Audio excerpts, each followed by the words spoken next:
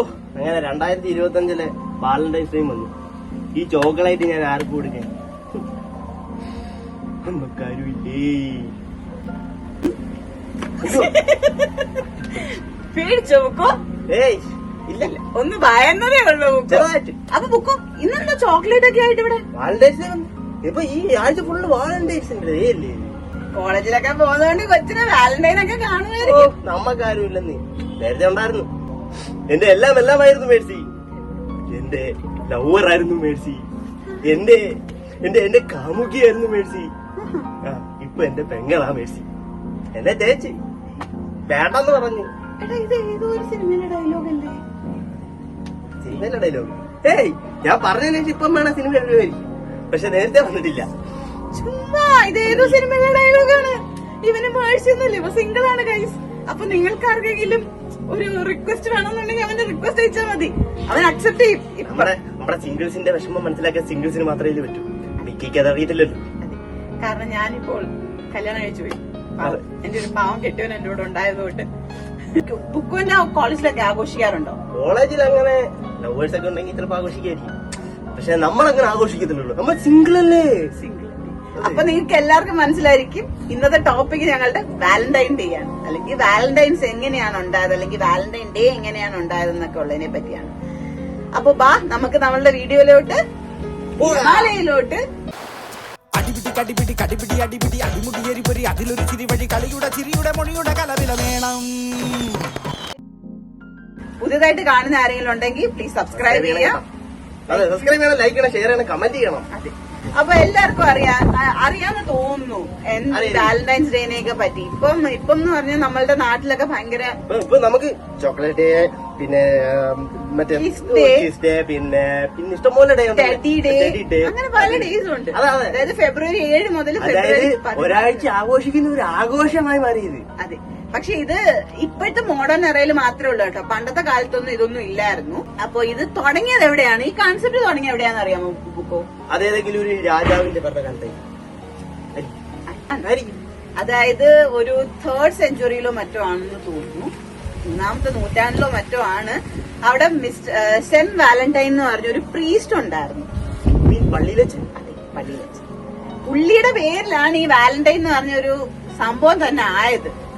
പുള്ളി നല്ലൊരു മനുഷ്യനായിരുന്നു കേട്ടോ. പുള്ളിയുടെ കാലത്ത് അവിടെ ഒരു രാജാവ് ഉണ്ടായിരുന്നു. പുള്ളി നല്ലൊരു മനുഷ്യനായോണ്ടല്ലോ നമ്മളെ സിംഗിൾസിനെ വിഷമിപ്പിക്കാൻ വേണ്ടി വാലന്റൈൻസ് ഡേ ഒക്കെ കൊണ്ടു. സങ്കടം കൊണ്ടാ കിട്ടാത്തോണ്ടാ അല്ല, പുള്ളിയുടെ കൺസെപ്റ്റ് എന്ന് വെച്ച് കഴിഞ്ഞാൽ പുള്ളി അന്ന് നിന്ന് ആ ഒരു രാജ്യത്തിലെ രാജാവിന് അവരുടെ സൈനികരാരും കല്യാണം കഴിക്കുന്ന ഇഷ്ടമല്ലായിരുന്നു. അയാളുടെ മനസ്സിലെന്ന് വെച്ച് കഴിഞ്ഞാൽ കല്യാണം കഴിച്ചു പോയി കഴിഞ്ഞാൽ പ്രാരാബ്ധങ്ങളൊക്കെ വന്ന് അവർക്ക് മിലിറ്ററി കാര്യങ്ങളിലൊന്നും ശ്രദ്ധിക്കാൻ പറ്റത്തില്ലായിരുന്നു. അപ്പൊ പുള്ളിക്ക് കല്യാണമേ ബാൻ ചെയ്തു. സോൾജേഴ്സ് ആവുന്ന ആരാണോ അവര് കല്യാണം കഴിക്കുന്നത്. Single life. അതെ, സിംഗിൾ ലൈഫ് ആയിരുന്നു ആ പുള്ളി ആഗ്രഹിച്ചത്. പക്ഷെ നമ്മുടെ പ്രീസ്റ്റ് പുള്ളിക്ക് അത് ഇഷ്ടമല്ലായിരുന്നു. പുള്ളി അന്നേരം എന്ത് ചെയ്തു, ആരും അറിയാണ്ട് ഇവരെ രാത്രിയിലൊക്കെ കല്യാണമൊക്കെ കഴിപ്പിച്ച് വിട്ടു. അതൊരു നല്ല മനുഷ്യനായിട്ടോ. അതെ, നല്ല മനുഷ്യനായിരുന്നു. പക്ഷെ ബുക്കോയ്ക്ക് ഇങ്ങനെ നല്ല മനുഷ്യനാവുന്നേ? ബുക്കോ നിങ്ങളല്ലയോ? അല്ല, എല്ലാരും കല്യാണം കഴിച്ചത് ഞാൻ വിടുന്നില്ലേ. അതെ. അപ്പൊ അതെന്ത് ചെയ്തു, ഒരു ഇതേപോലെ 14th ഫെബ്രുവരി 2ാമത്തെ ഒരു BC-യില് അയാൾ കണ്ടുപിടിച്ചു, ഈ രാജാവ് കണ്ടുപിടിച്ചു ഇങ്ങനെ കല്യാണം കഴിച്ച് ഈ പ്രീസ്റ്റ് വിടുന്നെന്നുള്ളത്. അപ്പൊ എന്ത് ചെയ്തു, പുള്ളിക്ക് അത് ഇഷ്ടപ്പെടുവോ? പുള്ളി പറഞ്ഞു പുള്ളിക്ക് അതാണെങ്കിൽ ഇഷ്ടമല്ല. അന്നേരം പുള്ളി എന്ത് ചെയ്തു, ഈ പ്രീസ്റ്റിനെ പിടിച്ച് ജയിലിൽ കൊണ്ടടച്ചു. വിഷയം തന്നെ. പാവല്ലേ, നല്ല മനുഷ്യൻ, നല്ല കാര്യങ്ങൾ ചെയ്യുമായിരുന്നു. ഞാൻ പറയട്ടെ, ഈ പള്ളിയിലച്ഛൻ കല്യാണം കഴിച്ചു. പക്ഷെ പള്ളിയിലച്ഛനൊരു പ്രണയം ഉണ്ടായിരുന്നു. പുള്ളിയാണ് ആദ്യമായിട്ട് ലവ് ലെറ്റർ അയച്ചത്, അതും ജയിലിൽ കിടന്നപ്പോ ജയിലറിന്റെ മോളിലെ ഫ്രം യുവർ വാലന്റൈൻ എന്ന് പറഞ്ഞായിരുന്നു പുള്ളിയുടെ ലെറ്റർ സ്റ്റാർട്ട് ചെയ്തത്. From your Valentine. അങ്ങനെയാണ് വാലന്റൈൻസ് ഡേ എന്നുള്ള കൺസെപ്റ്റ് എമേർജ് ചെയ്തത്.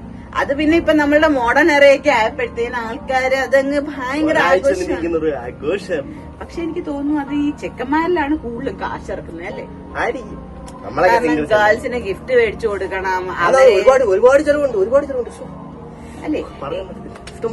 ഇപ്പൊ നമുക്ക് റീൽസ് ഒക്കെ വരുന്ന പോലെ തന്നെ ഏറ്റവും കൂടുതൽ ചെലവുള്ളതെന്ന് വെച്ച് കഴിഞ്ഞാൽ ഭാര്യമാരാണെന്ന് പറഞ്ഞത്. അതേപോലെ ഏറ്റവും കൂടുതൽ ചെലവുള്ളത് ഈ സിംഗിൾ ആയിട്ടുള്ള ചെക്കന്മാർക്ക്, സിംഗിൾ അല്ല മിംഗിളായിട്ടുള്ള കല്യാണം കഴിക്കുന്ന മുമ്പുള്ള ചെക്കന്മാർക്ക് അവരുടെ ഗേൾ ഫ്രണ്ടുമായിട്ടാണ്. അപ്പൊ നമ്മളെ എല്ലാരും പറയുന്നത് നമ്മൾ ഏറ്റവും ചെലവ്.